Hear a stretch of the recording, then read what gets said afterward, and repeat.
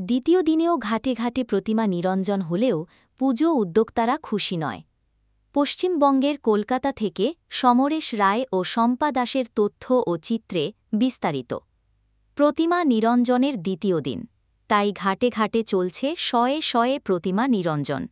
যত বাড়ছে বিভিন্ন এলাকা থেকে প্রতিমা নিয়ে আসছেন ঘাটে ঘাটে।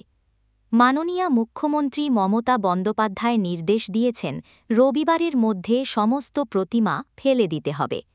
এই মতো ক্লাব উদ্যোক্তারা প্রতিমা নিয়ে সারিবদ্ধভাবে ঘাটে ভিড় জমিয়েছেন।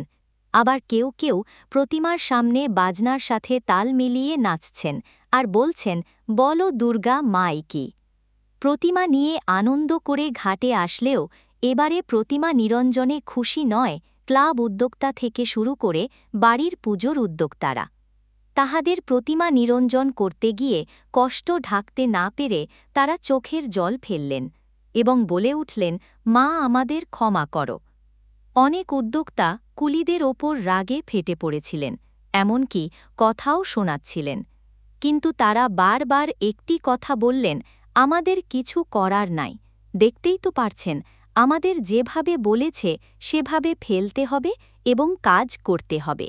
বাবুঘাটে প্রতিমা বিসর্জন, ক্লাব উদ্যোক্তা থেকে বাড়ির পুজোর কর্ত্রী সকলেরই চক্ষু চড়ক গাছ।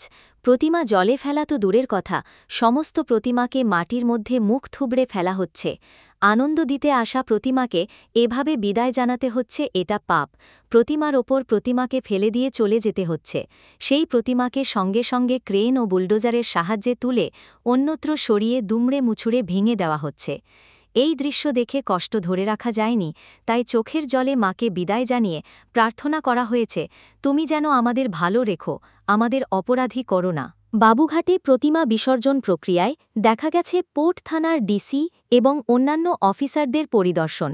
এই রকম অবস্থায় কোনো রকম গণ্ডগোলের এড়াতে কেএমসির তরফ থেকে অফিসাররা সতর্ক দৃষ্টিতে নজর রাখছিলেন এবং মাইকিং করেও সতর্ক করছিলেন। কাউকেই জলে নামতে নিষেধ করা হয়, কারণ যেখানে প্রতিমা ফেলা হচ্ছে সেখানকার পুরোটাই কাদা। প্রতিমা নিয়ে কেউ পিছলে না পড়ে সেই জন্য মাঝে মাঝে ঝাঁটা ও মেশিনের সাহায্যে জল ছিটিয়ে পরিষ্কার করে দেওয়া হচ্ছে। পুজো উদ্যোক্তারা জানিয়েছেন তারা কোনোদিন আশা করেননি এইভাবে বিসর্জন দিতে হবে। এটা তাদের কাছে এবারে প্রথম। প্রতিমা ফেলতে এসে চোখের সামনে দেখলেন মাকে কিভাবে কষ্ট দিয়ে বিদায় দিচ্ছেন। প্রতিটি প্রতিমাকে মাটির ওপরে মুখ থুবড়ে ফেলা হচ্ছে।